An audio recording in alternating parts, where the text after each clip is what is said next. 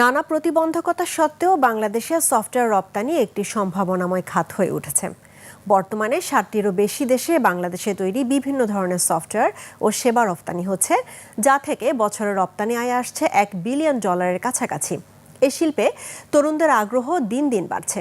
সংশ্লিষ্টরা বলছেন, সরকারের নীতি সহায়তা পেলে কয়েক বছরের মধ্যেই রপ্তানির আয়ের অন্যতম উৎস হতে পারে সফটওয়্যার শিল্প।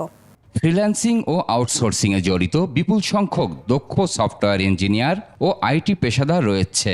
বিশ্ববাজারে শক্ত অবস্থান নিতে হলে এখন গুণগত মান বৃদ্ধির প্রয়োজন। আমাদের বেশিরভাগ রপ্তানিটা হচ্ছে ব্যাক অফিসের যে কাজগুলো, যে বিপিও যেটাকে আমরা বলি, কিন্তু এছাড়াও সফটওয়্যার এবং সার্ভিস অথবা কাস্টমাইজড যে সফটওয়্যার অথবা জাস্ট সিম্পল ওয়েব পেজ তৈরি করা, এই জাতীয় কাজও কিন্তু আমরা অনেক করে থাকি। বাংলাদেশকে একটি গুরুত্বপূর্ণ আইসিটি হাব হিসেবে তুলে ধরতে হলে বেশ কিছু চ্যালেঞ্জও মোকাবেলা করতে হবে। তবে সরকারের সহায়তা পেলে তা অসম্ভব নয় বলে মত সংশ্লিষ্টদের। অনেকগুলো বিদেশি ব্যাংক বাংলাদেশের বাইরে, তারা কিন্তু Bangladeshi core banking software use করে, বিশেষ করে ইসলামী কোর ব্যাংকিং সফটওয়্যার।